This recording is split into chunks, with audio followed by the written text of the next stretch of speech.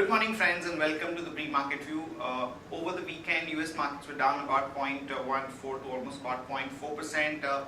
European markets too were down anywhere from 0.2 to almost about 2%, and mainly the mining stocks saw a sharp fall across the board in the Eurozone. And when we look at the Asian markets today morning, both Nikkei and Hang Seng have opened up marginally positive. 0.2 to almost about 0.25% kind of a uptick that we are seeing right now, and SGX Nifty is suggesting that we are going to open up about 9 to 10 odd points. In terms of flows, both FIs and the DIIs were buyers in the cash market. DIIs to the tune of about 106 crore, FIs to the tune of about 416 odd crore, and even in the index futures we have seen buying to the tune of about 232 crore. So we've seen both DIIs and FIs emerging buyers, and that is definitely positive in terms of sentiment. Overall markets continue to be resilient, and now that we have finally the news that Dr. Urjit Patel is going to be the governor of RBI, there is going to be some kind of uptick in the bond yields, about 5 to 10 basis point as per the reports that we have seen, but that is viewed overall positive for the banking stocks and overall economy as well. On that note, let me invite our F&O expert to take you through important F&O cues and ideas that we can have from the derivative side. Good morning friends, we'll give analysis on derivatives.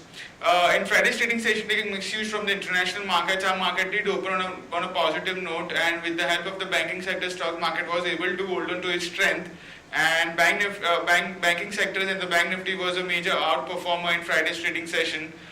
Due to which market was unable to sustain at lower levels and was been trying to bounce back, and however market did close on a flattish to negative note by around 0.09% and settled at 8677.25. The open interest terms at 0.39% was added in the open interest in the Friday's trade, and the absolute terms 1 lakh shares were added in the open interest. Cost of carry have more or less been around 7 odd percentage, that is Nifty premium is at around 11-12 odd points, indicating majority of the addition, which was very minor, was bit on the long and short both, as the addition was very much minimal in Friday's trading session, so it's difficult to predict how much the addition was on the longer side and the shorter side. Put call ratio have increased by 1 basis point and increased from 1.05 to 1.06, and volatility index was more or less same at around 15.55 level. So it was a bit of a non-trading day on the Friday's trading session. Only the banking stock was the star performer.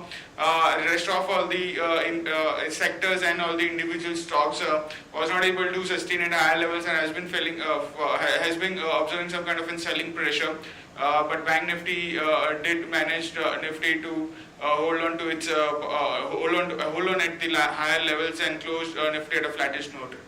On the options activity, not much of activity to highlight upon, since we have been heading towards the expiry week, and 8,800 call option is the highest in terms of open interest with around 74 lakh shares into it, and have been continuously seeing some kind of an addition into it from start of the series. And in Friday's trade also we did show an addition of around 15 odd percentage into it, and majority of the addition into it has been on the shorter side. While on the put side, we have seen a minor reduction in the open interest in 8,600 strike price put option, and that we have been seeing from quite a while. From middle of the series onwards, we have started seeing an unwinding in the put option.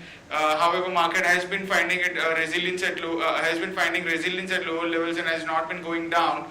And we do expect some kind of a profit booking before an expiry, but the indication of 8,600 put option increases our confidence into it. The unwinding which we have observed in 8,600 put option of around 10 odd percentage, while 8,500 put option, which is the highest in terms of open interest with around 60 odd lakh shares into it, have seen an addition of around 12 odd percentage. So all in all, we have been seeing some kind of an profit booking in the market, but banking stocks have been holding on. But Nifty has not been able to go past 8,700, which is a crucial resistance. So watch out for the level of 8,700, 750 in the coming trading session, which is a crucial resistance zone. But profit booking is very much imminent if 8,700 is not broken. And on the lower side, we might see Nifty drifting to 8,500, 600 in the coming trading session. There are 9 securities in ban period for today's trade. That is Bank of India, CEAT Limited, Indiabulls Real Estate, Jindal Steel, JP Associate, Just Dial, Oriental Bank, Reliance Communication, and Wokat Pharma. On the FIs front, and index futures, they were net buyers by 233 odd crores. Index options net buyers by 115 odd crores. Stock futures net buyers by 159 crores, and stock options net sellers by 30 crores only. On the market level, our FIDs VWAP stands at 8665 with a lower range of our VWAP stands at 8665 and higher range at 8800, which is the highest call base. SX Nifty is trading flat, is down by 5 odd points, and it's quoting anywhere around 8693, indicating some kind of a flattish to negative opening can be expected in the morning trade. That's it from derivatives. Thank you. Friends, let me take you through Sharekhan pre-market action, starting with trading ideas first. Short call on Welspun India, as the target corp has found 7.5 lakh pillowcases sheets made of different cotton type, and they are going to phase out all of its products from Welspun. So that's a negative for Welspun. So one can short that one with a stop loss of 105 and a target of about 100 to about 97. Fortis Healthcare, because of the demerger, it is viewed positive for the Fortis Healthcare company, as it's going to unlock the value for Fortis shareholders. So one can go long that one with a stop loss of 184, target of 193 to about 197. And just to run you through the contours of the deal, the Fortis Healthcare approves the demerger of its diagnostic business, the name of Fortis Malar to be subsequently changed to SRL Limited. Fortis Malar to issue shares to Fortis Hospital shareholders in the ratio of 0.98:1, and issue shares of SRL shareholders in the ratio of about 10.8:1. Transfer of hospital business of Fortis Malar to Fortis Healthcare by way of slum sale for a consideration of about 43 crore. And the demerger of diagnostic business, wherein FHL holds about 56.4% in diagnostics. HCL Geometric deal gets CCI green signal. CCI has approved the acquisition of L&T General Insurance by HDFC Arco. Sun TV expects to get approval for FM radio business. IRNFS Engineering JV has backed a 136.3 crore turnkey transmission line project in Gujarat from PGCIL.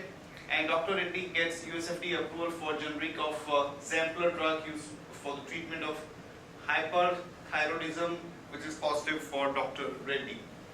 SkyMet has lowered the monsoon rain forecast to about 100% from 109%. The monsoon rainfall is 1% below normal as on August 19.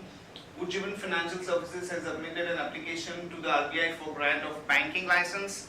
And L&T Construction has bagged an order worth 700 crore from Piramal Realty.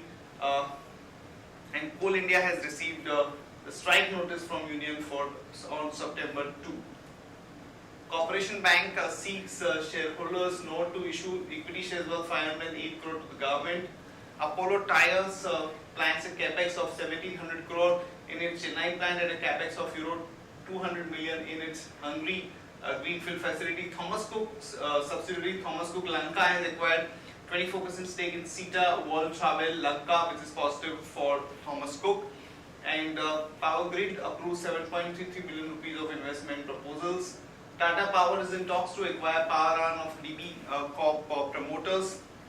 Media sources are saying that Tata Steel is in the final stages to close the deal with ThyssenKrupp. Aurobindo Pharma sues AstraZeneca to clear way for Prilosec OTC generic, and ARSS has got a 53.33 crore order from East Coast Railway. The companies which will be announcing numbers today: HPCL, we are looking at a net profit of 1294 crore, NDPC 2361 crore, and the companies which have already announced numbers: Astral Poly has reported a growth of 8.7%, and Oberoi Realty has shown a growth of almost about 40 odd percent in the net profit. Here is a list of stocks with positive and negative bias. Stocks with positive bias are Orient Bank, Aditya Birla Nuvo, SRF, Havells. Stocks with negative bias are GAIL, Dish TV and Coal India. Stocks for investment that we like at this point of time are Britannia, HDFC, Hero MotoCorp, Grasim and Sun Pharma. That's it from all of us, friends. Have a good trading session and see you tomorrow at the same time.